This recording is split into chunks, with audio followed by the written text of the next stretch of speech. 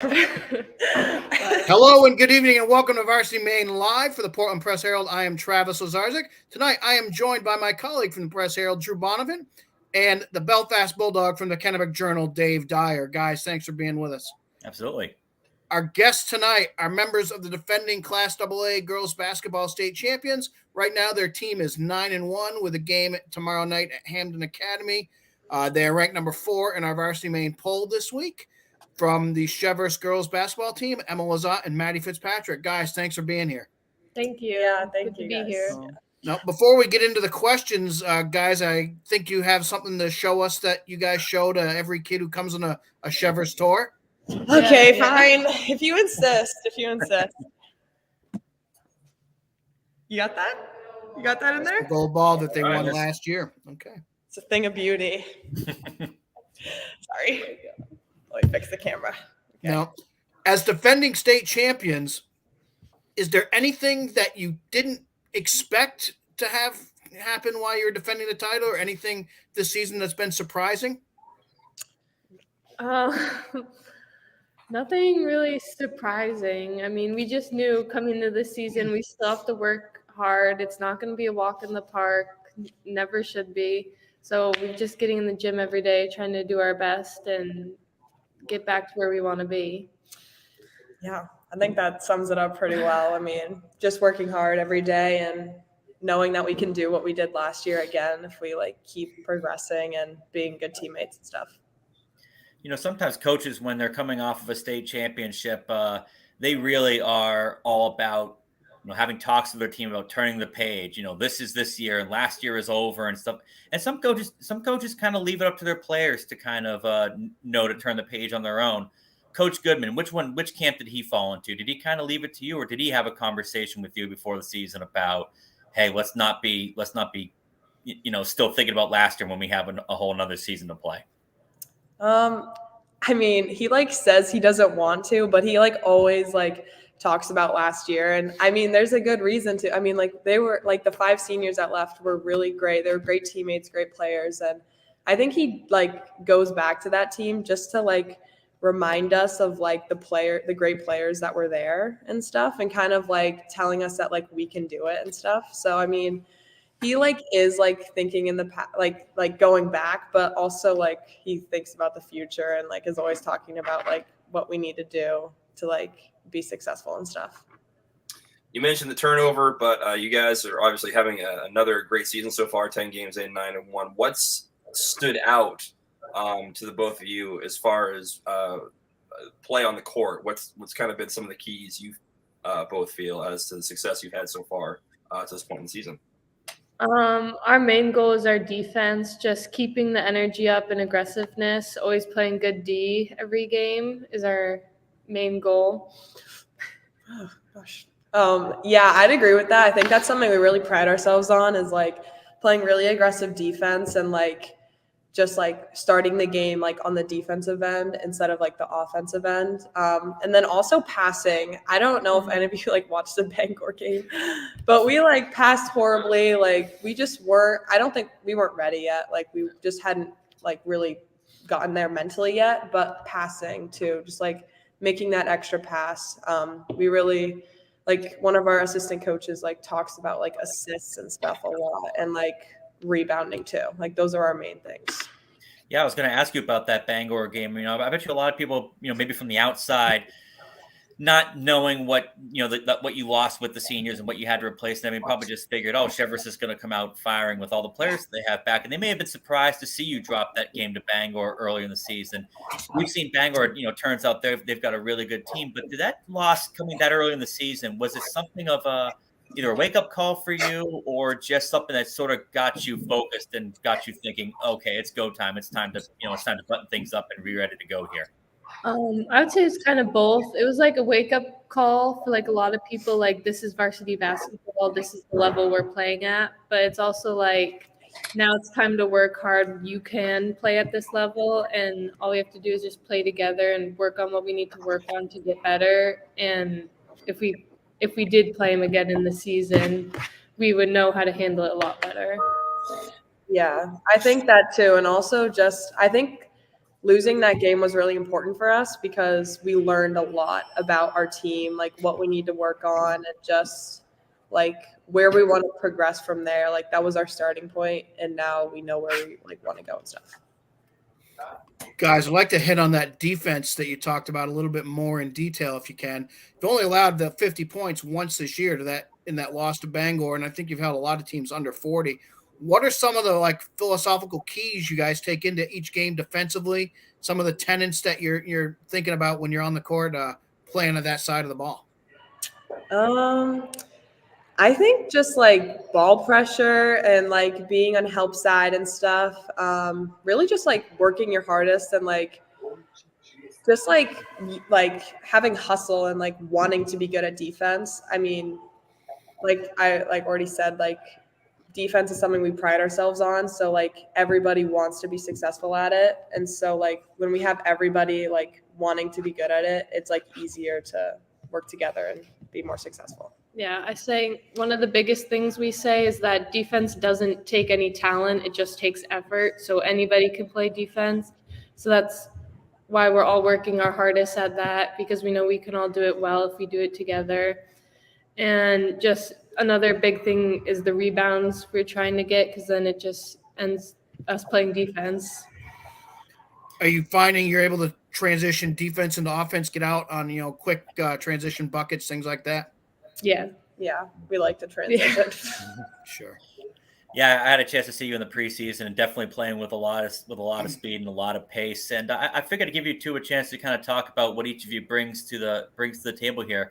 Maddie, you're really skilled player on both ends of the floor on the perimeter, running the show, playing some tough defense. Emma, you're a tough matchup in the post. What's it been like for you to watch each other play and give you a chance to kind of assess each other's games? Oh, you go first? You can okay. go. I mean, Emma and I have played together since like I think 6th grade, like with AAU and stuff. And so I think like always she's just been like a really aggressive defender, like especially with rebounding, and also just like wanting the ball inside the post, which is important because I don't think a lot of people realize that like post players are like 10 times better when they actually want the ball and stuff, and are like aggressive with it. And so I think that's something that Emma brings: defense, rebounding, blocks, like all that stuff, and just being a good teammate. Yeah.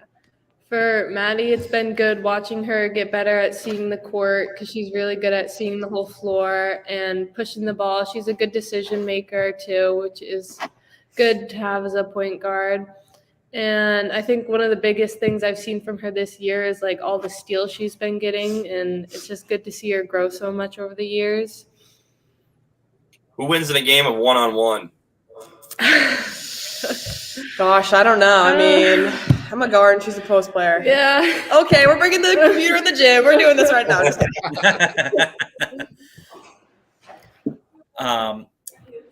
Maddie, in terms of the future, I believe you've committed verbally to Maine. Is that is that true? And just talk about the excitement with that. Yeah, so I made my decision this fall to commit, and I'm super excited. The staff up there is great. The team is having a great year. It's just a great group of girls, and I'm really excited. I mean, I'm really excited for the future, but I'm kind of focused right now on the present because I don't want to like let this time slip away, because high school basketball is a lot of fun and like it's a great team and everything. So, I'm looking forward to the future, but focus in the present right now. Speaking of the present, when you look at, we were talking about your 9-1 record, and you look at Oxford Hills 9-0, Bangor 9-0, Hamden right behind 7-3. Do you do scoreboard watching? Is that something you finish your game, you come back to see how the other teams did, or is it almost like, hey, let's not think about that for right now. Let's just kind of focus on Chevrolet and just keep our focus there. I think for me personally, at least, I like hate like all the social media stuff, like all that like nonsense. Like I kind of just want to focus on the team. Like, sure, like whatever the scores can say stuff, but like we're not like other teams and stuff. And so I think just like focusing on ourselves and like focusing like on that next game, like just being really focused and stuff. Okay. Guys, I think we took you out of practice for this, so I appreciate your time. Yeah. Yes, thank Good you. luck for the rest of the season. Emma Lazat and Maddie Fitzpatrick from Chevers High School. Thanks for joining us. Thank you. Thanks, guys. Thank you. Okay. We have Athletes of the Week, as always, and we will start with Gardner's Lizzie Gruber. She reached 1,000 career rebounds during a 39-point, 18-rebound performance in a win over Nokomis on Tuesday. Now, there's a chance she was going to get her 1,000th point tonight at Morris. If she doesn't get it tonight, she'll certainly get it soon, being one of the rare players to get 1,000 points and 1,000 rebounds. Landon Foster of the Coney, Halldale, Erskine, Winthrop, Monmouth boys hockey co-op team made 70 saves. Yeah, 70 saves in a 4-1 loss to unbeaten Messalowski on Tuesday. Dave, this kid's going to be a walking bruise, but what can you tell me about Landon Foster? It was an effort that Ron Tugnut would be proud of. That's talk about a dated subject there. But no, he did a tremendous job. This is a very, very young. I talked to Sean Johnson, the Coney head coach, last week for Hockey Notebook. This is a very young Coney squad. A lot of turnover. They're 1-4 right now, but honestly, Sean's been incredibly happy and impressed with the effort this young Rams team has given. Foster being one of those standouts. He's a junior. He I have some of the stats here. He's seen 228 shots on goal and has made 209 saves in 5 games. So he's seeing about earning about 41.8 saves a game. He's been nothing short of brilliant back there. They lost this game in Messalowski 4-1, but he did everything that he could possibly do, and it's definitely proven to be a standout for the squad. Just a tremendous job, and obviously a save total you do not usually see in a Maine high school hockey game. So no, that's a good, strong couple weeks of work for a lot of goalies. Absolutely. That's impressive. Thank you, Dave. Ava Jovry, Lewiston girls hockey. She scored all 3 goals in the Blue Devils' 3-2 victory over St. Dominic and Winthrop Monmouth on Saturday. Nate Hebert from Gray New Gloucester boys basketball, he hit 7 3-pointers and scored 42 points in a win over Lake Region on Saturday. Then he scored 30 points, including a 3 at the buzzer to force overtime in Tuesday's win over Brunswick. Thornton Academy's Addison Solkowski scored 22 points with 13 rebounds to lead the Trojans to a 55-47 win over Sanford on Saturday. Trevor Perkins, Bonnie Eagle Wrestling. He's a senior competing at 138 pounds, and he was named the most outstanding wrestler at Saturday's Spartan Wrestle annual tournament at Sanford High. Perkins won the weight class with a last-second takedown and pin against Caden Dustin of Noble after beating top seed Griffin Brickett of Wells in his semifinal. Lily Asor of Biddeford, Thornton, Wells, Sanford girls hockey scored with 16 seconds left to complete the comeback win in a 4-3 win over St. Dom's. Johnny Patno from Poland boys basketball, he put up 33 against Freeport on Saturday, and he also scored 35, including 21 in the second half in a win over Trape. Anna Turgeon of Falmouth scored 35 points and grabbed 11 rebounds in a 48-34 win over Greeley on Tuesday. Drew, what can you tell us about Anna and the Navigators girls basketball team? Well, I was at that game against Greeley. I got a chance to see her play up close, and it was very impressive. Just her work down low, not just scoring on putbacks and stuff like that, but some layups in traffic, even off balance layups underneath. She could knock down shots from the perimeter. So I think she had 3 3-pointers in that game. Just a really well balanced, versatile scoring effort, and she's elevated that Falmouth team. Coach Don Armandi was saying, basically you'd have to be, you don't know what you're talking about if you don't consider her one of the better players in that conference. And she elevated Falmouth to 6-3 with that win. And this is a team that lost one of the best players in the region, and Sloan Ginnivan, who, if I'm getting that last name right, pronouncing it right, she's a dynamic player and is out for what is likely going to be the season with an injury. And so that could have really derailed this team. And Anna's play down low has really helped Falmouth keep going and made them a real contender in Class A South. So it was an impressive game to watch. She just kept bringing it all game long, and on defense as well. Great, Drew. Thank you. Cody Dion from Lewiston Boys Hockey. He netted 2 of the Blue Devils' goals during their third period rally from a 5-0 deficit to beat St. Dom's 7-5 on Saturday. He also had a pair of goals against Biddeford on Wednesday.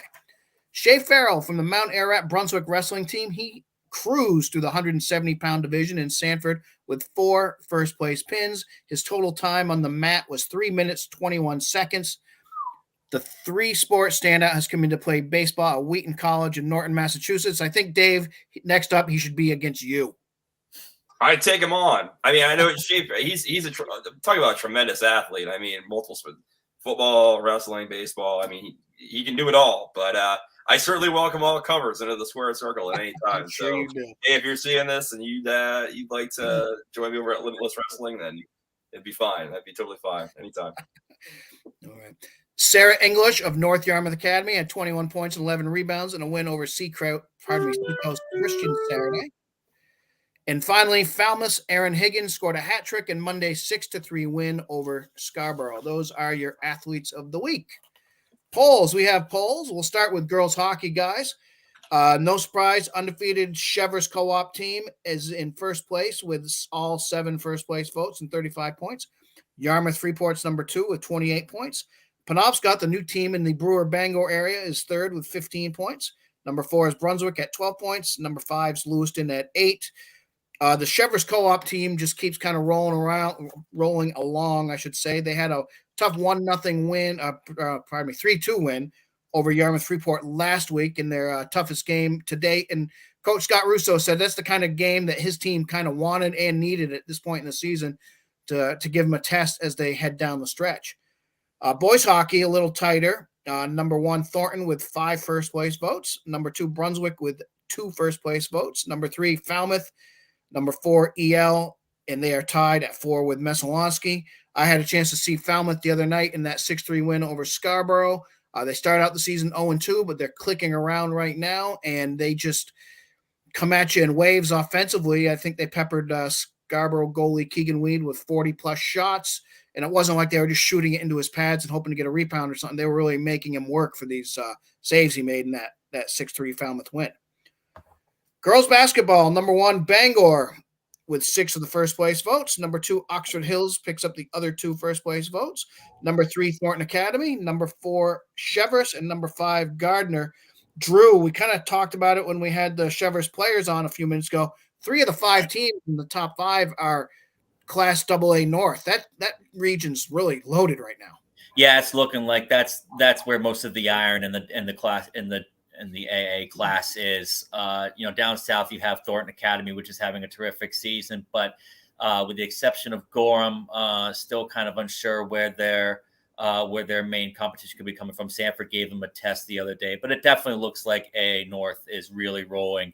I mean, when you think about Hampden at 7-3 and the success they've had as a program and are having it again this year, having the only the number 4 record in that region with Chevers at 9-1, Bangor at 9-0, Oxford Hills at 9-0. There's that's really a good question going of which of these teams is going to come out and end up taking on AA South. I mean, it's tough to go against Chevers based on what they still have from last year, the 2 players that we talked to. But I mean, Bangor's number 1 for a reason. They've been rolling all season and obviously beat Chevers head to head. So pretty much an undisputed number 1, I would think. Yeah, the tournament's still over a month away, but that Class AA North is going to be fun and something to look forward to for sure. Mm-hmm. And finally, the boys basketball poll is probably the closest poll of the week. Number 1, Brewer with 5 first-place votes. Number 2, Oxford Hills with a first-place vote. Number 3, Thornton, they get a first-place vote. And number 4, Portland gets a first-place vote. Number 5 is Lewiston, who's a relatively new team to the poll. Dave, Brewer was a really good team last year. They kind of got lost in the shuffle with that loaded Nokomis team with the Flag Twins. But the Witches just kind of keep rolling along here. Who in Class A North could give them a run for their money? Well, Brewer certainly is a team to watch right now, and obviously with the success they had last year, obviously just being held up by Nokomis and the Flag family.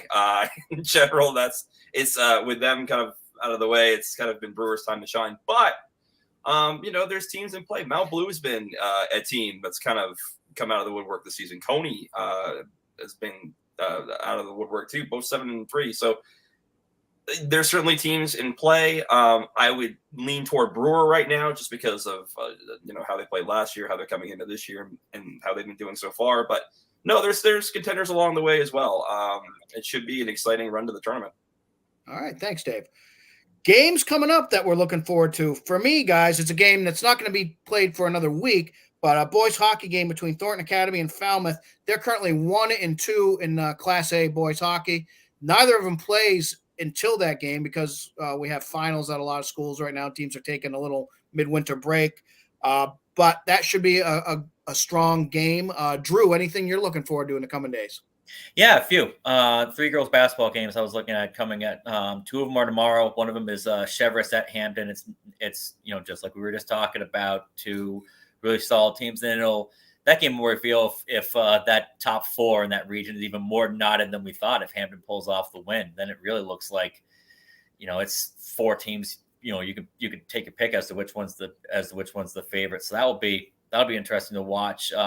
And then we got a Falmouth at Marshwood game, 6-3 Falmouth at 6-2 Marshwood. Marshwood beat Falmouth earlier in the season, and when I was at that Greeley game, I was talking to Mike Hofford. He said that Falmouth couldn't buy a basket in that game. So certainly they'll be motivated to kind of even the score and get a big win for themselves and their heel points. And then next week, Wells at Old Orchard Beach. Wells is 8-1. Old Orchard Beach is 8-1. Elise McNair is having a terrific season so far for the Seagulls. They were a favorite coming in. They've panned out to be just exactly that team.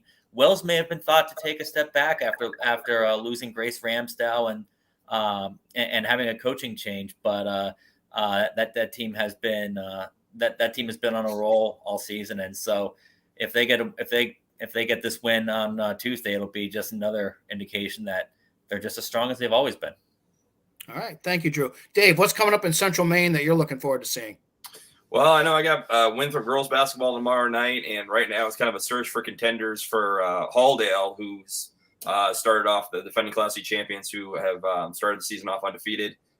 Even with big turnover on their roster, they lost most of their starting lineup, but they've had kids come up and just fill in and rolling as if nothing happened. It's been kind of amazing to watch. I know North Yarmouth Academy is number 2 in the standings there, but the Mountain Valley Conference is producing a couple of challengers, Winthrop being one of them.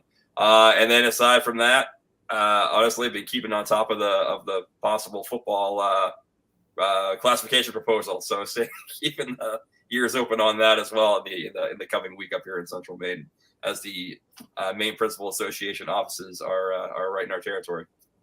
Yeah, let's hit on that a minute. When there's some people who are a little upset that they're going to stick with four classes for 11-man football. Class A is expanding from 8 teams to 12, it looks like. What are your thoughts, guys, on what we could see next year and the year after in high school football in Maine? We see some interesting shuffling going on. One thing that caught my eye is Winslow potentially moving from Class C to Class D.